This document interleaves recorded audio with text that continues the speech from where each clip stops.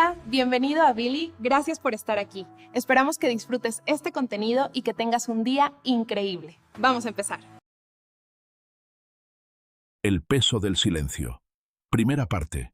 El día que encontré los papeles, estaba buscando el recibo del seguro del coche. Nada más que eso. Un papel aburrido, sin importancia, que necesitaba para una gestión en la aseguradora. Llevaba media mañana buscándolo por toda la casa, revisando cajones, carpetas, la mesita del recibidor, la cómoda del pasillo.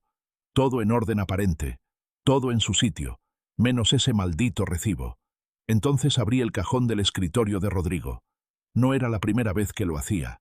Habíamos compartido ese escritorio durante 16 años. Era nuestro escritorio, no solo suyo. Guardábamos ahí facturas, garantías, documentos del coche, cosas del banco. Nada que yo no hubiera tocado antes. Pero esa mañana, debajo de un sobre viejo con catálogos de electrodomésticos que nadie había pedido, encontré una carpeta azul que nunca había visto. La abrí sin pensar. Así, sin más. Dentro había 3 documentos. Uno era un contrato bancario. Otro era una escritura de una propiedad. El tercero era una carta dirigida a Rodrigo firmada por un abogado. Me quedé parada delante del escritorio con los papeles en la mano durante lo que me pareció mucho tiempo, aunque probablemente fueron solo unos minutos. El café que había dejado en la cocina se estaba enfriando. Afuera, en la calle, un camión de reparto hacía maniobras y el conductor pitaba sin parar. Leí el contrato 2 veces. Luego leí la carta.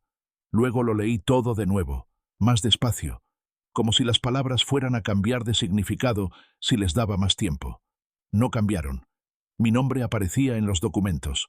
Mi nombre completo, con mi número de identificación, en un préstamo bancario que yo nunca había firmado. Guardé los papeles exactamente como los había encontrado. Los volví a meter debajo de los catálogos. Cerré el cajón. Fui a la cocina, tiré el café frío por el fregadero y me senté en una silla. No lloré, no grité, no llamé a nadie. Simplemente me quedé sentada mirando el mantel de la mesa, ese mantel de rayas azules que había comprado hacía 3 años en el mercado del barrio, y pensé que lo que acababa de encontrar era mucho más grave que un refrigerador vacío o una reunión que nadie me avisó. Era algo que tenía mi nombre, algo que alguien había hecho usando mi nombre sin preguntarme, y eso cambiaba todo. Pero debo retroceder un poco, porque esa mañana frente al cajón fue el final de algo que había empezado mucho antes, el final de una acumulación. Y para entender lo que pasó ese día, hay que entender cómo llegué hasta ahí. Segunda parte. Rodrigo y yo nos conocimos cuando teníamos 28 años. Él era técnico en una empresa de climatización. Yo trabajaba en el área de administración de una distribuidora de productos farmacéuticos. Nos presentó una amiga común en una cena que ninguno de los dos quería ir, de esas cenas donde te dicen, va a ser muy pequeña, y llegan 20 personas. Hablamos toda la noche. Me pareció gracioso, seguro de sí mismo, atento. Tenía esa capacidad que tienen algunos hombres de hacerte sentir que eres la única persona interesante en la habitación. Duró exactamente hasta que nos casamos. No quiero ser injusta. Los primeros años fueron buenos. Tuvimos una hija, Valentina, que nació cuando yo tenía 31. Compramos un apartamento pequeño en el barrio de Palermo, en Buenos Aires, con una hipoteca que nos costó Dios y ayuda. Rodrigo trabajaba, yo trabajaba, y entre los dos íbamos saliendo adelante. El problema no llegó de golpe. Eso nunca pasa. El problema llegó de a poco, como cuando el agua empieza a filtrar por una pared y uno no lo nota hasta que hay una mancha enorme que ya no tiene solución fácil. Los primeros años, Rodrigo era razonablemente responsable. No brillante, pero sí responsable. Pagaba su parte de los gastos, llegaba a los horarios que prometía, participaba en las decisiones de la casa. No mucho, pero sí lo suficiente para que uno no pudiera quejarse sin sentirse exagerado. Después, muy gradualmente, dejó de hacerlo. No fue una decisión consciente de su parte, creo. Simplemente fue acomodándose. Y yo fui permitiéndolo. Primero porque pensé que era una etapa. Después porque ya estaba tan acostumbrada que ni lo veía. Valentina tenía 8 años cuando empecé a notar que algo había cambiado de manera definitiva. No en un día en particular. Solo un momento en que me di cuenta de que hacía años que yo era la única que pensaba en la lista del supermercado, la única que recordaba las citas médicas de nuestra hija, la única que llevaba la cuenta de los gastos fijos, la única que hablaba con el encargado del edificio cuando había algún problema, la única que preparaba las cosas para las vacaciones. Rodrigo iba, Rodrigo disfrutaba, Rodrigo agradecía, a veces, pero no participaba.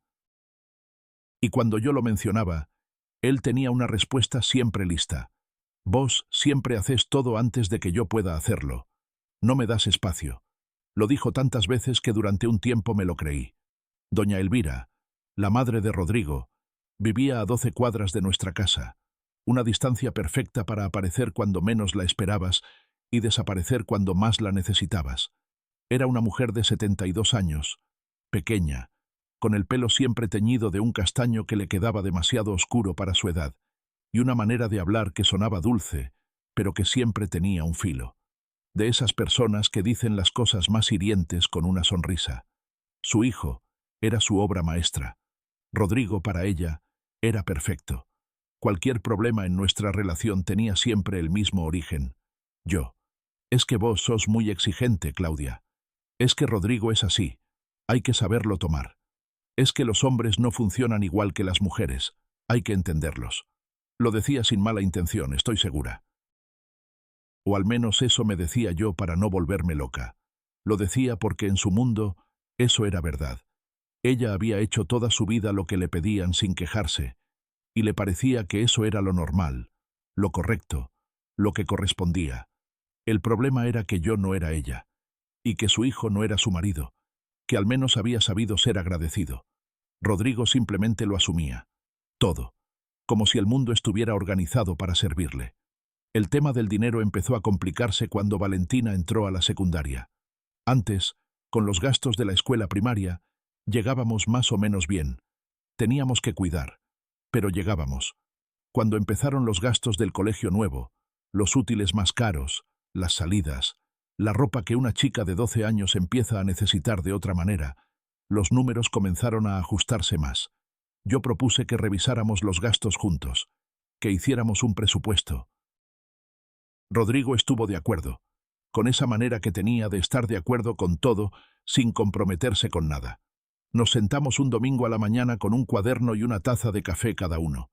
Yo había preparado una lista con todos los gastos fijos, los variables, los extraordinarios. Rodrigo miró la lista, asintió varias veces, dijo, sí, tenés razón, en 3 oportunidades distintas, y al final dijo que tenía que salir a buscar unas herramientas que le había prestado a un amigo. No volvimos a hablar del presupuesto. Un mes después descubrí que Rodrigo había renovado la suscripción a un paquete de canales deportivos que costaba lo mismo que 3 meses de internet, sin mencionármelo. Cuando lo mencioné yo, me dijo que era una cosa que él pagaba con su plata y que no tenía por qué consultarme. ¿Cuál es tu plata y cuál es la nuestra?, pregunté. No me respondió. Fue al baño, y cuando volvió cambió el tema. Eso también era un patrón. Rodrigo tenía una habilidad extraordinaria para cambiar de tema en el momento exacto en que la conversación se ponía difícil para él. Un talento casi artístico. Podía pasar de un problema serio a comentar el partido del domingo en 2 oraciones sin que pareciera una maniobra de escape. Y yo, durante años, dejé que funcionara. Mi amiga Susana me decía desde hacía tiempo que yo aguantaba demasiado. Susana y yo nos conocíamos desde la secundaria.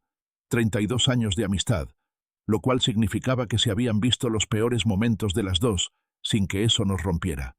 Ella se había separado de su primer marido a los 35, después de 7 años en los que también aguantó demasiado, y por eso hablaba del tema con una autoridad que venía de adentro.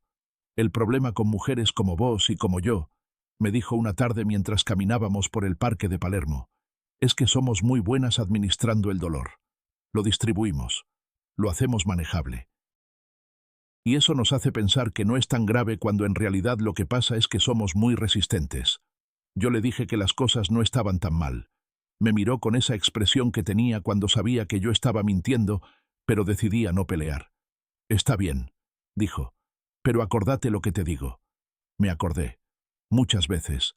Caminábamos esas tardes entre los árboles del parque con ese ritmo que se va encontrando con los años. Ni demasiado rápido ni demasiado lento. El mismo ritmo que habíamos tenido cuando éramos adolescentes y caminábamos por el barrio sin ir a ningún lado en particular.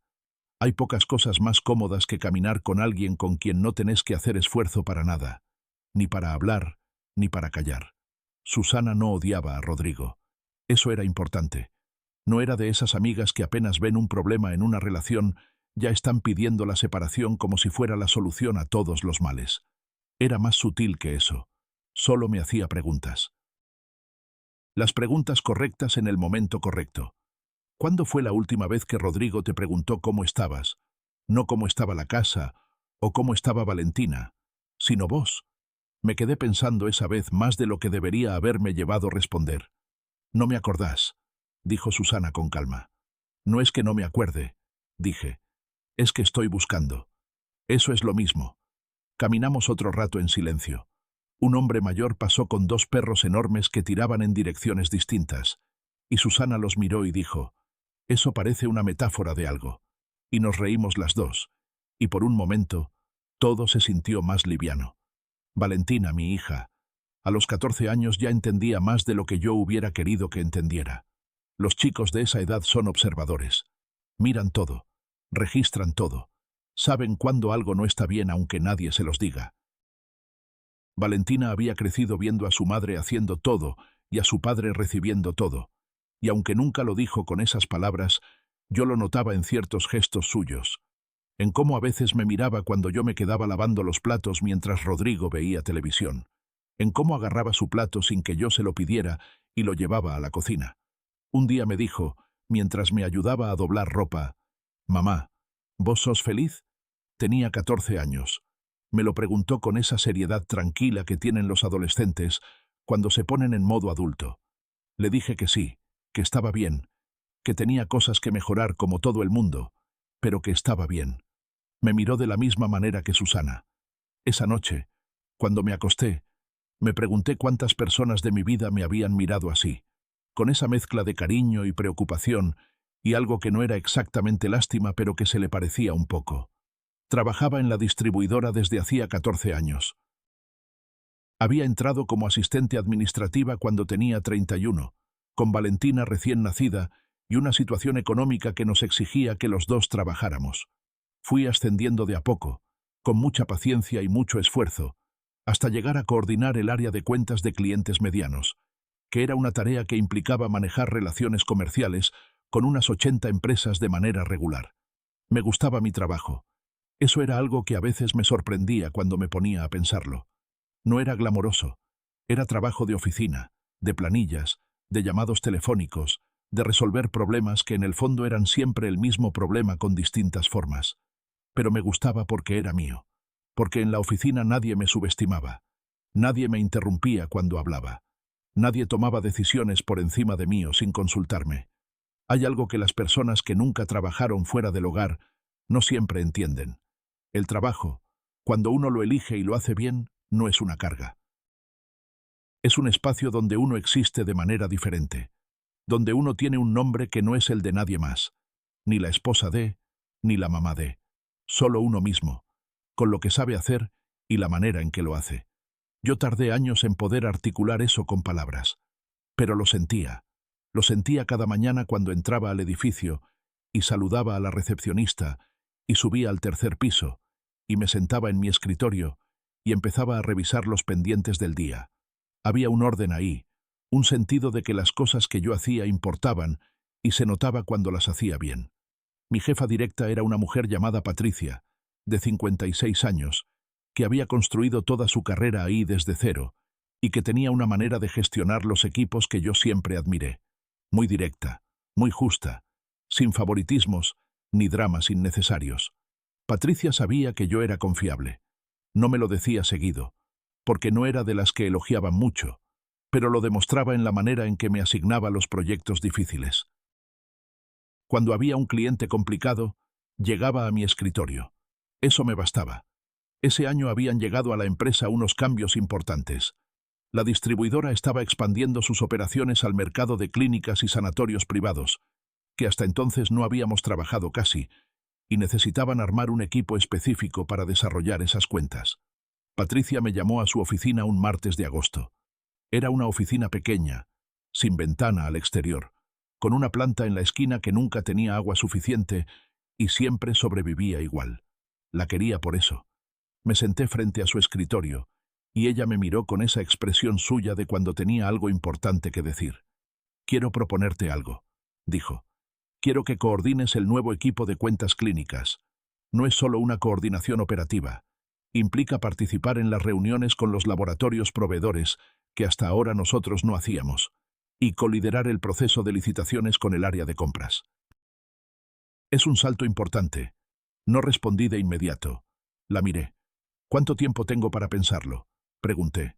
«Hasta mañana», dijo, y sonrió. Al día siguiente le dije que sí. Esa noche, en casa, le conté a Rodrigo lo de la propuesta. Estábamos sentados a la mesa después de cenar. Valentina ya se había ido a su cuarto, y yo tenía ese entusiasmo adentro que hacía tiempo no sentía. Uno de esos entusiasmos que te hacen hablar más rápido de lo normal y usar las manos cuando explicas. Rodrigo escuchó. Asintió varias veces. Cuando terminé dijo, «Eso va a significar más horas, ¿no?» «Sí, algo más», dije. «Pero también más sueldo. Bastante más». «Ajá», dijo. Después se levantó. Llevó su plato al fregadero y fue al baño. No dijo nada más sobre el tema esa noche. Ni al día siguiente. Ni en toda la semana. Fui a contárselo a Susana por teléfono y ella gritó de alegría y me dijo que era lo mejor que me podía pasar y que merecía eso y mucho más. Valentina, cuando se lo conté, me abrazó fuerte y me dijo, «Sabía que ibas a ser vos». Rodrigo, 3 días después, me preguntó si el nuevo cargo implicaba que iba a tener que viajar. Le dije que tal vez alguna vez, esporádicamente. «Es que alguien tiene que estar con Valentina», dijo. «Valentina tiene 14 años», dije. «Y vos también sos su padre». Se fue a ver televisión. Las semanas siguientes fueron intensas en la oficina. Había mucho para organizar, muchos procesos nuevos que entender, mucha gente nueva con quien coordinar. Me gustaba esa sensación de tener la cabeza llena de cosas útiles. En casa, las cosas seguían igual. Rodrigo llegaba a las 7 de la tarde. Comía lo que yo había dejado preparado o lo que Valentina había calentado, y se sentaba a ver televisión o a mirar el teléfono. Los fines de semana salía con sus amigos el sábado a la tarde, y el domingo iba a lo de su madre. La visita dominical a doña Elvira era una institución. Siempre había sido así. Los domingos al mediodía, Rodrigo iba a almorzar con su madre. A veces íbamos las 3. Él, Valentina y yo. A veces solo él. En los últimos años, yo había empezado a decir que no con más frecuencia, con excusas que en su mayoría eran verdad. Trabajo pendiente, Valentina que tenía que estudiar, cansancio acumulado. La verdad más profunda era que los almuerzos dominicales en casa de doña Elvira me dejaban sintiéndome peor que antes de ir. No porque nadie me maltratara abiertamente. Era lo contrario. Había mucha amabilidad en la superficie. Doña Elvira me servía la comida. Preguntaba por mi trabajo con interés aparente. Elogiaba a Valentina. Pero había un subtexto en todo lo que decía que era tan constante que ya me resultaba difícil ignorarlo. «¿Y cómo va eso del nuevo cargo, Claudia?». Rodrigo me contó. «Uy, qué responsabilidad. Yo lo admiro, la verdad. Yo nunca hubiera podido con tanto. Con la casa, la nena y encima el trabajo». El encima el trabajo era la clave. Como si el trabajo fuera una carga adicional que yo me había impuesto por capricho. Como si en casa hubiera alguien más que pudiera reemplazarme si yo decidía quedarme en el sofá. «¿Y Rodrigo cómo lleva lo de que vos ahora vayas a tener más horas?», preguntaba después, con preocupación genuina o algo que se le parecía mucho. «Bien», decía yo. «Es que él también trabaja mucho, ¿sabes? Aunque no lo parece». No lo parece. Ahí estaba otra vez el filo debajo del algodón. Rodrigo, durante estos almuerzos, nunca me defendía. No porque fuera malo, creo. Simplemente porque no lo registraba. Su madre hablaba y él comía y asentía y estaba en su zona de confort, y yo era el ruido de fondo. Un domingo, de regreso en el colectivo, Valentina me preguntó, «Mamá, ¿la abuela te cae bien?». Le dije que era la madre de su padre y que eso era lo importante. Valentina me miró. Eso no fue lo que te pregunté. Le sonreí. No, admití. No me cae del todo bien. A mí tampoco, dijo, y miró por la ventana. El primer conflicto grande del año, el que marcó que algo había cambiado de temperatura en la relación, fue en septiembre. Yo había estado juntando plata para comprar una computadora nueva.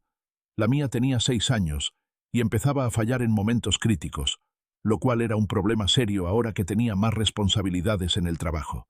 Había ahorrado durante 4 meses, 50 pesos aquí, 100 allá, sin tocarlo.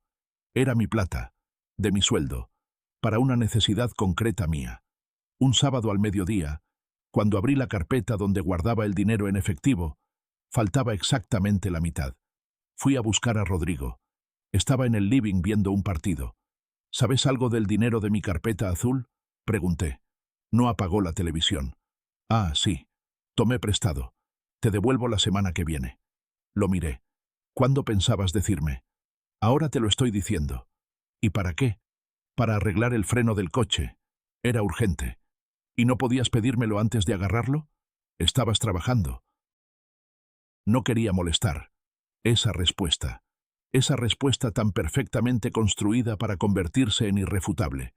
Si yo protestaba, quedaba como alguien que prefería que el freno del coche fallara antes que prestarle plata a su marido. Si aceptaba la explicación, le estaba dando permiso para repetirlo. La semana que viene la tengo que devolver al banco, dije. Era para eso. Te devuelvo antes, dijo. Y siguió mirando el partido. No me devolvió antes. Me devolvió 3 semanas después, cuando yo ya había tenido que reorganizar otros gastos para cubrir el pago del banco. Y lo hizo sin decir nada especial. Simplemente puso los billetes en la carpeta y me dijo, ahí está lo tuyo, como si me estuviera haciendo un favor. No peleé, no grité, pero algo adentro mío registró ese momento con una claridad que antes no tenía. Esa noche fui al balcón a tomar aire. Hacía una temperatura agradable para septiembre en Buenos Aires, ese calor todavía suave que anuncia el verano sin apurarse. Abajo, en la calle, un vecino mayor paseaba a su perro, un señor de unos 70 años, al que yo saludaba a veces cuando me cruzaba con él en el ascensor. Me vio desde abajo y levantó la mano para saludar. ¿Todo bien, señora Claudia?, preguntó. Sí, don Alberto, gracias, dije.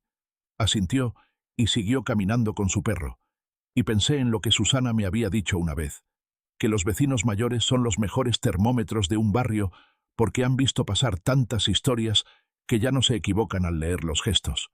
Don Alberto me saludaba siempre con amabilidad, pero desde hacía unos meses me miraba con algo parecido a la preocupación. Tal vez eran imaginaciones mías, tal vez no. Tercera parte. El mes de octubre trajo más trabajo en la oficina y menos paciencia en casa. El nuevo proyecto de cuentas clínicas estaba avanzando bien. Habíamos cerrado los primeros 3 contratos con sanatorios medianos y estábamos en negociación con 2 grupos más grandes. Patricia me reconoció el trabajo en una reunión de equipo, delante de todos, que era algo que ella no hacía seguido y que por eso mismo valía más. Llegaba a casa con energía, con cosas para contar, con esa satisfacción que da el trabajo cuando sale bien. Rodrigo raramente preguntaba cómo me había ido. No porque fuera cruel, simplemente porque no pensaba en eso. Su mundo tenía una cierta órbita cerrada que incluía su trabajo, sus amigos del fútbol, su madre y las cosas que le gustaba hacer. Yo estaba en la periferia, no fuera de la órbita, pero en el borde. Una noche intenté contarle de la negociación con uno de los grupos grandes, algo que me había costado semanas preparar y que había salido bien esa tarde. Me escuchó durante unos 2 minutos. Luego dijo, ¿no está dando el partido ahora? Y tomó el control remoto. Me quedé con la frase a medias en la boca. Al día siguiente, en el trabajo, le conté el episodio a una compañera de oficina, una mujer de 48 años que se llamaba Norma y que tenía una manera directa de decir las cosas que yo apreciaba mucho. Norma me miró y dijo, el problema con los hombres que crecen creyendo que son el centro es que nunca aprenden a escuchar porque nunca necesitaron hacerlo. Pensé mucho en eso. Esa semana, en el colectivo de regreso a casa, una señora mayor que venía sentada a mi lado se quedó dormida y su cabeza cayó suavemente sobre mi hombro. No la desperté. Me quedé quieta durante las 12 cuadras que faltaban hasta mi parada, con su peso apoyado en mí, y pensé que eso era lo que había estado haciendo durante años. Ser el hombro donde otros apoyaban el peso sin que nadie me preguntara si yo tenía suficiente espacio para sostenerme a mí misma. El problema del tiempo llegó en noviembre. Valentina había conseguido un pequeño papel en la obra de teatro del colegio. No era protagónico, pero para ella era enorme. Era la primera vez que actuaba en algo público. Había estado ensayando durante 2 meses, y estaba nerviosa y emocionada de una manera que me encantaba ver. A esa edad, cuando todo es intenso y real al mismo tiempo, los logros pequeños se sienten enormes. La función era un viernes a las 6 de la tarde. Yo reorganicé mis reuniones de esa tarde para poder salir a tiempo. Patricia me lo aceptó sin problema cuando le expliqué. Llegué al colegio 10 minutos antes. Me senté en la tercera fila. Saqué el teléfono para grabar. Rodrigo no llegó. Lo esperé hasta que apagaron las luces del auditorio y empezó la música. Lo llamé 2 veces. El teléfono no atendía. Me guardé el teléfono en el bolso y me concentré en Valentina, que apareció en el escenario con un traje de época y una seguridad que me sorprendió. Estuvo perfecta en sus 2 escenas. Cuando terminó la función y salió a saludar con el resto del elenco, me buscó con la mirada entre el público. Me encontró y sonrió. Después busqué a Rodrigo otra vez. No estaba. Salimos juntas del colegio, Valentina y yo, y fuimos a tomar algo a una heladería que quedaba a 2 cuadras. Me contó todos los detalles de los ensayos, de las bromas entre compañeros, del momento en que el micrófono había fallado en el ensayo general y todos habían entrado en pánico. Estaba radiante. A las 8 de la noche llegó un mensaje de Rodrigo. Perdón, se me pasó el horario. Estaba con Marcelo viendo el partido. ¿Cómo le fue a Vale? No respondí de inmediato. Terminé el helado. Pagué. Caminé con Valentina hasta la parada del colectivo. En el ascensor del edificio, Valentina me preguntó, ¿Papá no vino? No pudo, dije. Me miró. Apretó el botón del piso. No dijo nada más. Esa noche, cuando Rodrigo llegó a casa, le dije que había sido importante para nuestra hija y que no haberse acordado era una falta. Se disculpó. Dijo que se le había ido el tiempo, que la semana que viene la compensaba. Valentina ya estaba en su cuarto. No se trata de compensar, dije. Se trata de estar cuando hay que estar. Claudia, no me hagas una tragedia. Me fui a lavar los platos. Diciembre llegó con el calor del verano porteño y con algo que yo había aprendido a reconocer, la sensación de que estaba llegando a un límite. No un límite dramático, no una explosión, solo esa sensación tranquila y firme de que ya no quedaba mucho espacio para seguir aguantando, sin que eso me costara algo que no quería perder. La empresa me había confirmado el aumento de sueldo que venía con el nuevo cargo. Era un porcentaje importante, lo suficiente para cambiar nuestra situación económica de manera real. Por primera vez en muchos años, iba a tener un margen. Podría poner plata en un fondo de ahorro propio, tener una reserva, no depender de que los 2 meses cuadraran exactamente para que no faltara nada. Le conté a Rodrigo. Esta vez esperé un momento en que él no estuviera mirando nada, sentado a la mesa con una taza de café, sin el teléfono en la mano. Me confirmaron el aumento, dije. Es bastante más de lo que esperaba. Bien, dijo. Con eso podríamos saldar la tarjeta que viene acumulando intereses y poner algo aparte. Sí, bien, dijo. ¿Querés que hablemos de cómo organizamos eso? Me miró un momento.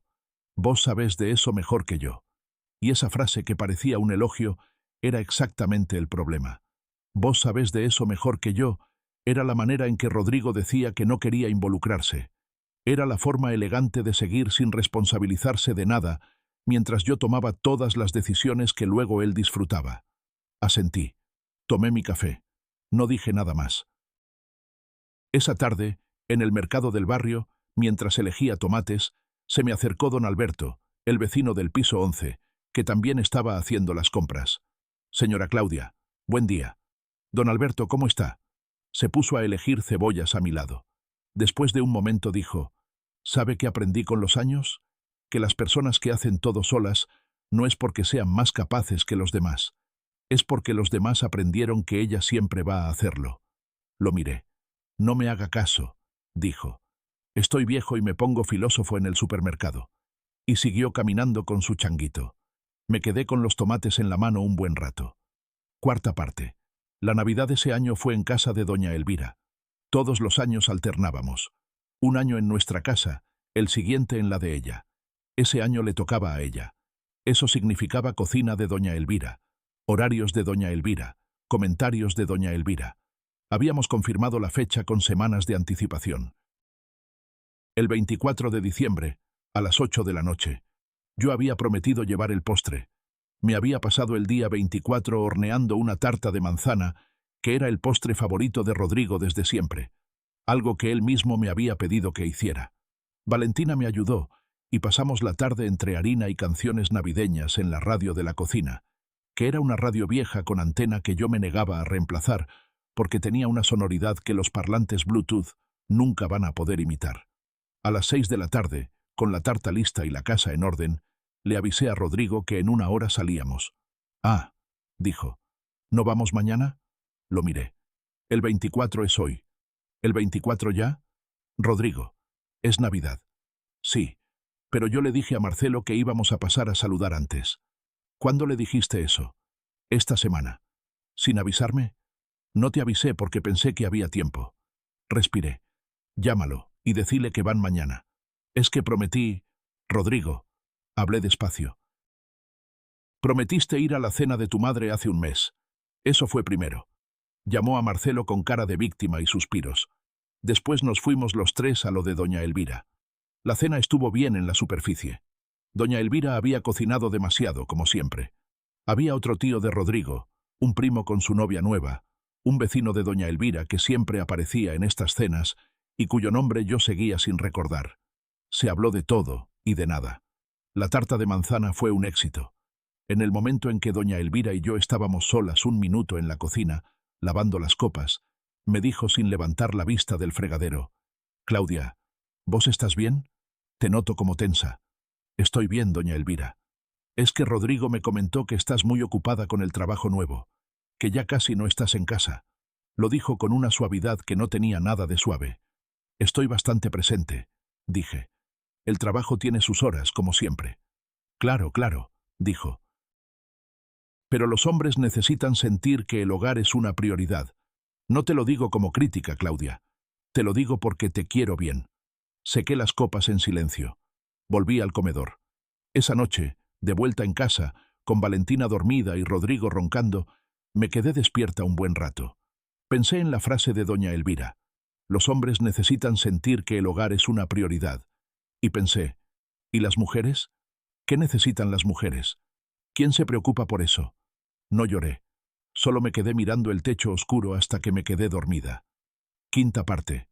Enero fue tranquilo. Valentina se fue de campamento con el colegio 2 semanas. Rodrigo tomó vacaciones la segunda quincena.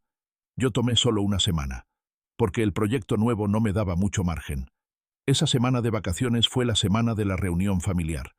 Doña Elvira había organizado un almuerzo grande para el primer domingo de enero. La familia de Rodrigo, sus 2 hermanas, los maridos de sus hermanas, los sobrinos, algún primo lejano que aparecía cada tanto. Nada extraordinario.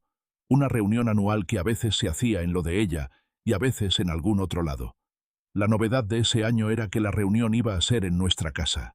Yo me enteré el viernes por la noche, cuando Rodrigo llegó con cara de no haber pensado en nada importante y me dijo: «El domingo viene la familia acá». Lo miré. «¿Cuándo quedaron en eso?» «Esta semana. Mamá propuso que fuera acá porque tiene el departamento en refacción». «¿Cuánta gente?», pensó. «Unas 15 personas. Tal vez 18. ¿El domingo que viene?» «Este domingo. Pasado mañana». Respiré muy despacio. «Rodrigo, mañana es sábado. Hoy es viernes a las 9 de la noche». «Sí». «¿Y se te ocurrió avisarme recién ahora?» «No lo vi como algo que requería aviso. Es mi familia. Y es mi casa. Nuestra casa. Que yo limpio. Que yo organizo. Que yo tengo que abastecer para 18 personas en menos de 2 días. Podemos pedir algo ya hecho», dijo, como si eso resolviera todo. Me fui a la cocina. No porque tuviera algo que hacer ahí, solo para poner distancia entre nosotros dos y no decir algo que no pudiera desdecir. Preparé la reunión. Claro que sí. Hice las compras el sábado a la mañana, limpié, organicé, llamé a Valentina para que me ayudara cuando volvió del campamento el sábado a la tarde. El domingo, la reunión fue relativamente bien. Doña Elvira me dijo que todo estaba muy lindo, con ese tono que usaba cuando quería reconocer algo sin que pareciera demasiado elogio. Rodrigo, durante toda la reunión, actuó como si hubiera organizado todo él. Recibía a la gente con palmadas en la espalda, ofrecía bebidas, hacía chistes. Encantador, como siempre. Cuando todos se fueron, a las 6 de la tarde, yo empecé a levantar los platos. Rodrigo se sentó en el sofá. «Estuvo bien, ¿no?», dijo. «Sí», dije. Mamá se puso contenta. «Bien». Silencio. Seguí levantando. «¿Estás molesta?», preguntó. «No», dije. Y en ese momento era verdad. Ya no estaba molesta. Estaba en otro lugar, un lugar más frío y más tranquilo donde la molestia ya no servía de mucho. Fue en esa semana cuando ocurrió lo que me hizo ver todo con una claridad que antes nunca había tenido. Yo había sido invitada a un seminario de actualización profesional que se hacía en Rosario, un evento de 2 días organizado por una asociación del sector farmacéutico. Patricia me lo había propuesto. La empresa pagaba los gastos, y era algo que me convenía mucho, no solo por los contenidos, sino por los contactos. Esas cosas que en el trabajo valen tanto como cualquier título. Le avisé a Rodrigo con 2 semanas de anticipación. Le expliqué que era un miércoles y un jueves, que Valentina necesitaba que alguien la llevara al colegio esos días y la pasara a buscar, o en su defecto coordinar que alguien lo hiciera. Nada que él no hubiera hecho antes, aunque pocas veces. Dijo que estaba bien. El martes a la noche, mientras yo preparaba la valija, Rodrigo me dijo que le había surgido una capacitación laboral esos 2 días. Lo miré. «¿Cuándo te surgió?» «Esta semana me avisaron. ¿Y sabías que yo me iba?» «Sí, pero esto es trabajo, Claudia. El mío también. El mío no puedo postergarlo». «¿Y el mío sí?», no respondió. «¿Quién se ocupa de Valentina?», pregunté. «Mamá puede». «¿Le preguntaste a ella?» «Ella siempre puede». Llamé a doña Elvira yo misma, esa noche, para preguntarle si podía ocuparse. Doña Elvira dijo que sí, por supuesto, con ese tono de quien hace un favor enorme que espera ser recordado. Valentina tomó el asunto con más madurez que los adultos involucrados. Dijo que estaba bien, que podía ir sola en colectivo si era necesario, que no era una nena de 5 años. Me fui a Rosario. El seminario fue excelente. Conocí gente interesante, aprendí cosas que me servían, y por 2 días dormí en una habitación de hotel en la que nadie me pedía nada, y el silencio era completamente mío. El jueves a la tarde, cuando volví, encontré el departamento en un estado que podría describirse con suavidad como caótico. Platos sin lavar, ropa tirada, el baño con evidencia de 2 días de mínima atención. Rodrigo no estaba. Valentina sí, haciendo la tarea en su cuarto, con su puerta cerrada y sus auriculares puestos. Abrí la puerta de su cuarto. Me miró. Se sacó un auricular. «¿Cómo estuvo?», preguntó. «Muy bien». «¿Vos?». «Bien». Pausa. «Abuela me trajo empanadas el miércoles». «Qué bueno». «Papá llegó a las 11 de la noche ayer». No dije nada. La besé en la frente y fui a la cocina a lavar los platos. Sexta parte. El cajón del escritorio. Ya llegamos ahí. Ya estamos en el momento donde empecé. Fue a fines de enero, como dije, un martes por la mañana. Yo buscaba el recibo del seguro del coche. Abrí el cajón de Rodrigo. Encontré la carpeta azul. La abrí. Leí. Me senté en la cocina con el café frío y el corazón moviéndose más rápido de lo que me gustaba. Lo que había encontrado era esto. Un préstamo personal a nombre de los dos, firmado hacía 11 meses, por una suma que representaba más de 1 año de mi sueldo. En el contrato bancario, mi firma aparecía como cotitular, pero yo no había firmado ese contrato. Nunca había estado en ese banco. Nunca había tenido esa conversación. La escritura que estaba en la carpeta era de un inmueble que yo no conocía, un local comercial en el barrio de Caballito, a nombre de Rodrigo, comprado hacía 8 meses, con el dinero del préstamo, evidentemente. La carta del abogado era de 2 meses atrás y mencionaba dificultades en el pago de las cuotas del préstamo. Estuve sentada en esa silla durante mucho tiempo. Después llamé a Susana. Le dije que necesitaba verla, que tenía algo importante que contarle. Me preguntó si estaba bien. Le dije que sí, que físicamente sí, pero que necesitaba hablar. Nos juntamos esa tarde en una confitería que quedaba a 3 cuadras de mi casa, un lugar tranquilo que abría desde las 3 de la tarde y que siempre tenía pocas personas a esa hora. Le conté todo. Le mostré fotos que había tomado de los documentos con el teléfono. Susana los leyó en silencio, con esa concentración que tenía cuando algo era serio. Cuando terminó, levantó la vista. «Claudia», dijo despacio, «¿entendés lo que esto significa?» «Sí», dije. «Alguien firmó con tu nombre. Eso no es un error. Eso es una falsificación». «Lo sé. ¿Y el local? ¿Sabes algo de ese local?» «Nada. Nunca me mencionó nada de eso». Susana apoyó las manos sobre la mesa. «¿Qué vas a hacer?» Esa era la pregunta. Esa era la única pregunta que importaba. Le dije que todavía no sabía, que necesitaba pensar, que lo que no quería era reaccionar impulsivamente y hacer algo que después me perjudicara más a mí que a él. «Eso es lo más inteligente», dijo Susana. «Pero Claudia, necesitas asesoramiento legal. Y rápido». Esa noche, cuando Rodrigo llegó a casa, lo saludé como todos los días. Le pregunté si había comido. Le dije que había dejado carne en la heladera. No mencioné nada. Era la primera vez en muchos años que yo sabía algo importante que él no sabía que yo sabía. La sensación era extraña, no satisfactoria, solo extraña. Me fui a la cama antes que él. Estuve un rato mirando el techo, como había hecho en Navidad. Pero esa vez estaba pensando en cosas concretas. Pasos, decisiones. ¿Qué necesitaba saber antes de moverme? La primera cosa que necesitaba saber era si mi firma en ese contrato era real o falsificada. Porque si era falsificada, el panorama legal era uno. Si de alguna manera Rodrigo había conseguido que yo firmara algo sin que yo supiera qué estaba firmando, el panorama era otro. La segunda cosa que necesitaba saber era qué había pasado con ese local. Si estaba activo, si había algún negocio, si había más deudas. La tercera cosa era saber con cuánta gente más había hablado de esto, porque doña Elvira, en la experiencia que tenía con ella, difícilmente no supiera algo. Séptima parte. Conseguí el nombre de una abogada a través de una compañera de trabajo, una mujer de 49 años que se llamaba Graciela, especializada en derecho de familia y patrimonial, con un estudio pequeño pero con muy buena reputación. La primera reunión con Graciela fue un martes por la mañana, antes de entrar a la oficina. Me senté frente a su escritorio. Le mostré las fotos de los documentos. Le expliqué la situación con calma y en orden. Graciela me escuchó sin interrumpirme. Cuando terminé, hizo varias preguntas. ¿Tenía acceso a extractos bancarios conjuntos? ¿Habíamos tenido alguna vez una cuenta compartida que yo no hubiera solicitado cerrar? ¿Había algún documento que yo hubiera firmado sin leer con atención en los últimos 2 años? Esa última pregunta me hizo recordar algo. 18 meses atrás, Rodrigo me había pedido que firmara unos papeles que él decía eran para una renovación del plan de salud. Estábamos apurados esa mañana. Valentina llegaba tarde al colegio. Yo tenía una reunión temprano. Firmé sin leer en detalle. Un formulario que parecía un formulario de salud. Graciela asintió despacio cuando le conté eso.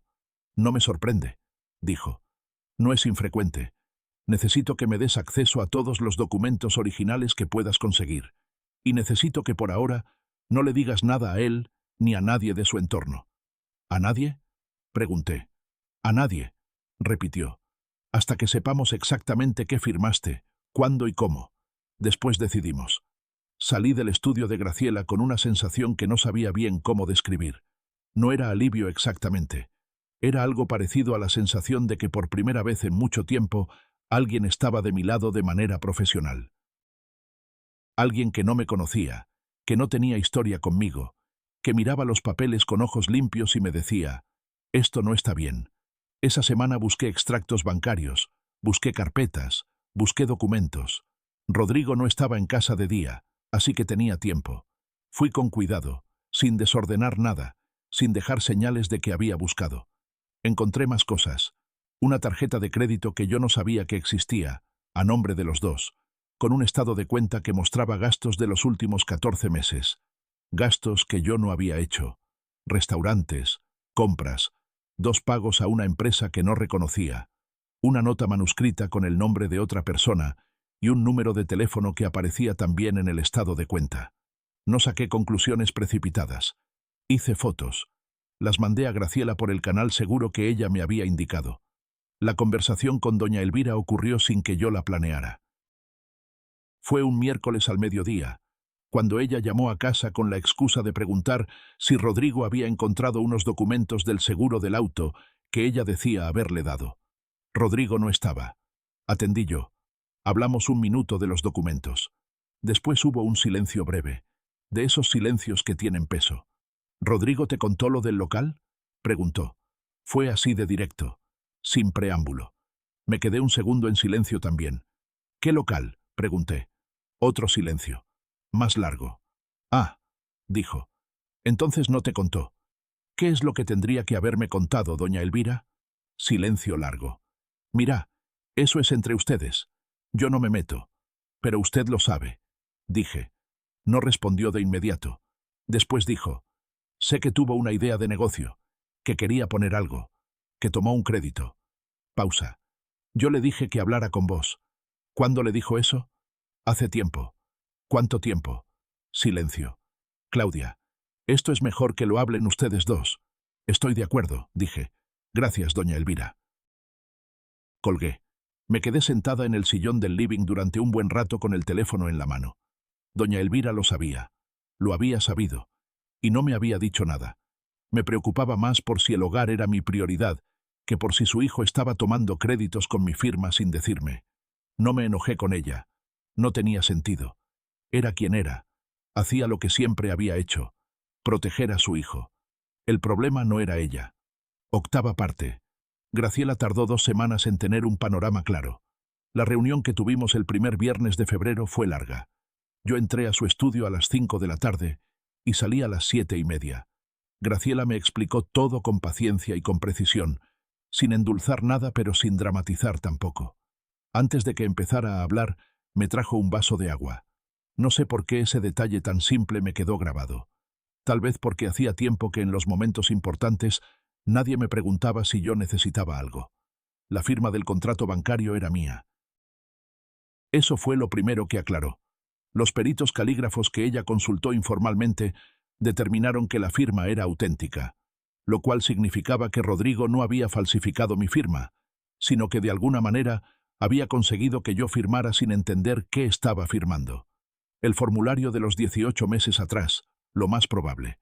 Eso cambiaba algunas cosas legalmente, pero no cambiaba el hecho central. Yo era cotitular de un préstamo que desconocía, destinado a comprar un local que también desconocía. ¿Cuánto tiempo lleva esto resolviendo, generalmente?, pregunté. Graciela cruzó las manos sobre el escritorio. Depende de la disposición de la otra parte. Si hay cooperación, pueden ser meses. Si hay resistencia, puede alargarse. ¿Y cómo está quedando mi situación mientras tanto? Quiero decir, si el banco empieza a reclamar el préstamo, si el banco ejecuta el préstamo, en principio podrían ir contra los dos. Por eso hay que moverse rápido. Me miró. ¿Tenés capacidad económica independiente? Sí, mi sueldo me alcanza para cubrir mis gastos. Bien, eso simplifica las cosas. La tarjeta de crédito adicional también estaba a nombre de los dos. Los gastos que había encontrado incluían pagos a una empresa de decoración para interiores, lo cual sugería que el local había sido acondicionado. El nombre y el teléfono de la nota manuscrita era el de un socio potencial. Graciela había investigado un poco. Era un conocido de Rodrigo del barrio, alguien que supuestamente iba a poner en marcha el negocio. ¿Qué tipo de negocio?, pregunté. Parece que un local de venta de artículos deportivos, pero nunca abrió. Hay problemas con la habilitación municipal y con las cuotas del préstamo. El local está alquilado pero vacío. Me quedé mirando el escritorio de Graciela, la planta en la esquina, la ventana con la persiana a medio bajar. ¿Qué opciones tengo?, pregunté. Graciela me las explicó. Eran varias, con diferentes consecuencias, diferentes tiempos, diferentes costos. Las escuché con atención, tomé notas, hice preguntas. Cuando terminó, me preguntó qué quería yo. Quiero salir de esto lo más ordenadamente posible, dije. No quiero destruir a nadie. Quiero que mi hija no sufra más de lo necesario. y quiero que mi situación económica no quede comprometida por deudas que yo no generé. Graciela asintió. Eso es razonable. Y es posible. Pero va a requerir tiempo, y va a requerir que en algún momento hables con él. Lo sé, dije. Pero primero necesito tener todo el cuadro claro. Eso es lo más inteligente que me han dicho en mucho tiempo, dijo Graciela. Salí a la calle con la tarde cayendo sobre Buenos Aires, ese momento del verano en que el calor empieza a ceder un poco y el aire se mueve diferente. Caminé 4 cuadras hasta la parada del colectivo sin apurarme.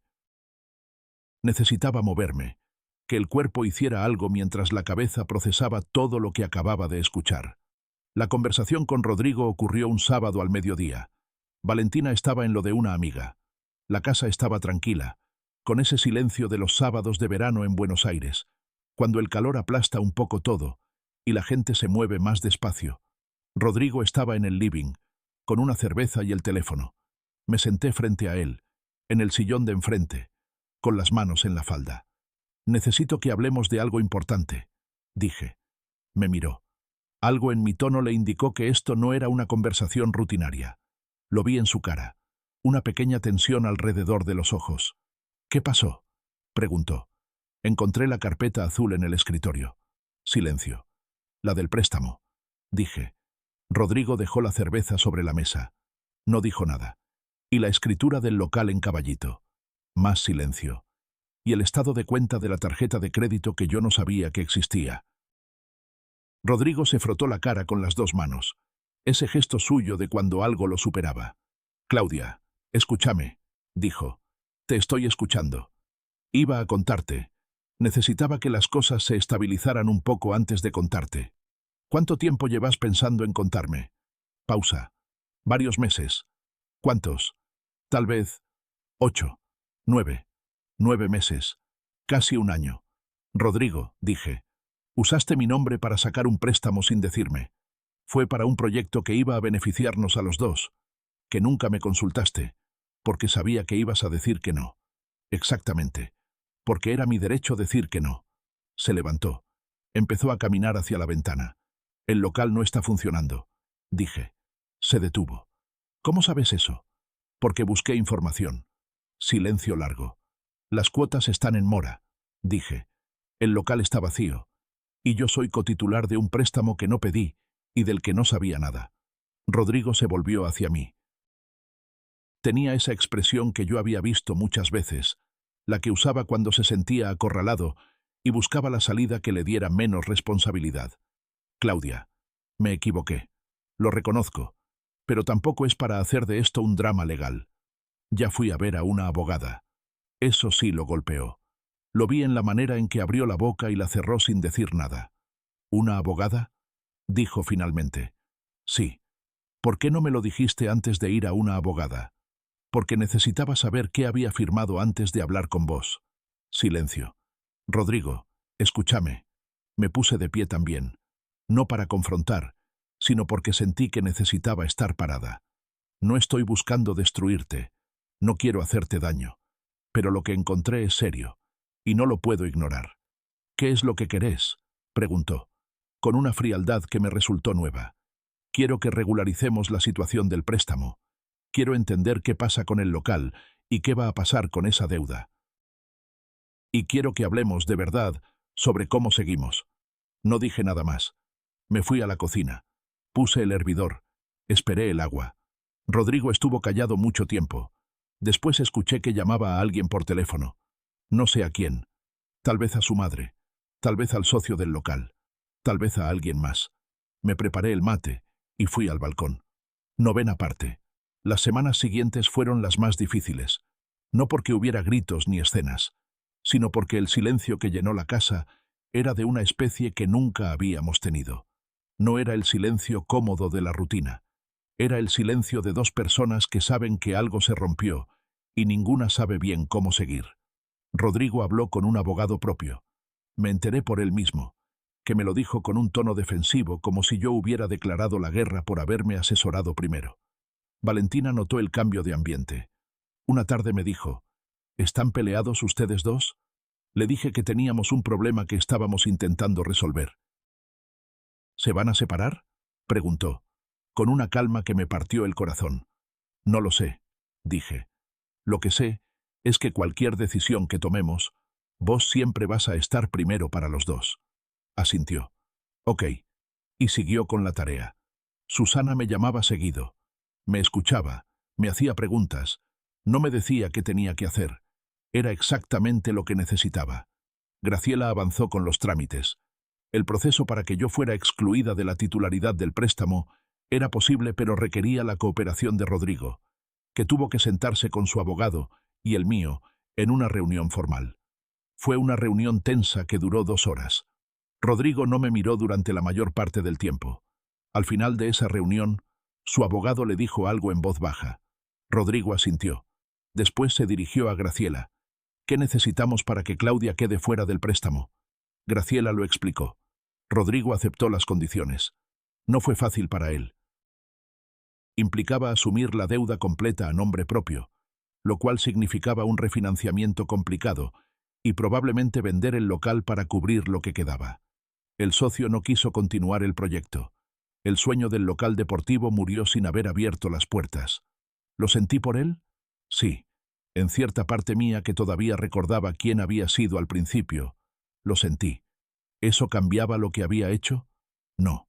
El momento más difícil no fue ninguno de los momentos legales. Fue una noche de febrero, tarde, cuando Rodrigo entró a la cocina donde yo estaba preparando el desayuno del día siguiente y se quedó parado en la puerta sin decir nada durante un momento. Claudia, dijo. Lo miré. Sé que me equivoqué. En el préstamo, en el local, en muchas cosas. Esperé. No sé si podemos arreglarlo, dijo. Y en su voz había algo que no escuchaba en mucho tiempo. No el tono defensivo ni el esquivo. Algo más real. Yo tampoco sé si podemos, dije. ¿Qué querés hacer? Era la segunda vez que me hacía esa pregunta. La primera vez, en el sillón, había sonado como un reto. Esta vez sonaba diferente. Quiero pensar, dije. Quiero que los trámites se terminen. Quiero que estemos en un lugar más estable antes de tomar decisiones grandes. Asintió. ¿Y vos? Pregunté. Bajó la vista. Yo no sé si merezco que me des otra oportunidad. Esa es la primera vez en muchos años que te escucho decir algo así, dije. No respondió. Se fue a dormir. Yo me quedé en la cocina un rato más, con el mate, con el silencio, con esa ciudad que nunca duerme del todo, aunque sean las 12 de la noche. 10ª parte. La resolución no llegó en un día. Llegó de a poco, como habían llegado la mayoría de los problemas, gradualmente, acumulando. Los trámites con Graciela se completaron en marzo. Yo quedé formalmente excluida de la titularidad del préstamo. El local se puso en venta. Rodrigo asumió la deuda solo. Eso significaba que su situación económica personal iba a ser difícil por un tiempo. No sentí satisfacción por eso. Solo sentí que era el resultado lógico de las decisiones que él había tomado. Con el aumento de sueldo del nuevo cargo, yo podía manejar mis propios gastos sin necesidad de depender del dinero de Rodrigo. Eso también fue una revelación. Darme cuenta de que económicamente yo podía sostenerme sola, que la dependencia había sido más emocional que real. Fue como soltar un peso que no sabía que estaba cargando. La conversación que terminó de definir las cosas fue en abril. Nos sentamos los dos a la mesa, un domingo a la mañana, con Valentina fuera de casa. Rodrigo había puesto el café. Eso era nuevo. Tengo que decirte algo, dijo. Esperé. Sé que lo que hice fue una traición. No solo el préstamo, la manera en que te traté durante años. El no escucharte, el no participar, el dejar que mi madre dijera las cosas que decía sin defender lo que vos hacías. Lo miré. Lo sé ahora. No sé por qué no lo vi antes. O tal vez lo vi pero no quise verlo. ¿Y ahora qué haces con eso?, pregunté. Quiero trabajarlo. Estoy viendo a alguien, un psicólogo. Pausa. Sé que tal vez ya sea tarde. ¿Desde cuándo?, pregunté. Desde hace un mes. Tomé el café. Pensé. Rodrigo, dije. Valoro lo que estás diciendo. Y valoro que estés haciendo algo. Pero yo también necesito tiempo. No puedo prometerte nada ahora. Lo entiendo. Y lo de Valentina va a seguir siendo lo primero para los dos, independientemente de lo que pase entre nosotros. Sí, lo sé. Tomamos el café en silencio durante un rato. No era el silencio incómodo de las últimas semanas. Era otro tipo de silencio, más honesto, tal vez. ¿Nos separamos? No de inmediato. ¿Seguimos igual que antes? Tampoco. Lo que pasó fue algo que probablemente no tiene un nombre conveniente. Dos personas que tuvieron que mirar de frente lo que habían construido y lo que habían dejado deteriorar, y que eligieron, muy despacio, ver si había algo que valiera la pena rescatar. Eso también es una decisión, por supuesto, tan válida como la de separarse, tan difícil también, porque no es seguir igual, es empezar de otro lugar, con los ojos más abiertos, con menos paciencia para las cosas que antes uno aceptaba sin cuestionarse. Rodrigo siguió yendo al psicólogo. Empezó a participar más en las cosas de la casa. No perfectamente, no de un día para el otro, pero de manera diferente, como alguien que está aprendiendo algo que tendría que haber sabido hace mucho tiempo. A veces se olvidaba de algo, llegaba tarde, decía la frase equivocada, pero después lo reconocía. Eso era lo nuevo. No evitaba más el momento de reconocer que se había equivocado. Un sábado a la mañana lo encontré barriendo la cocina sin que nadie se lo pidiera. Lo miré un momento desde la puerta. Él me vio y dijo, «No me digas nada», con una media sonrisa.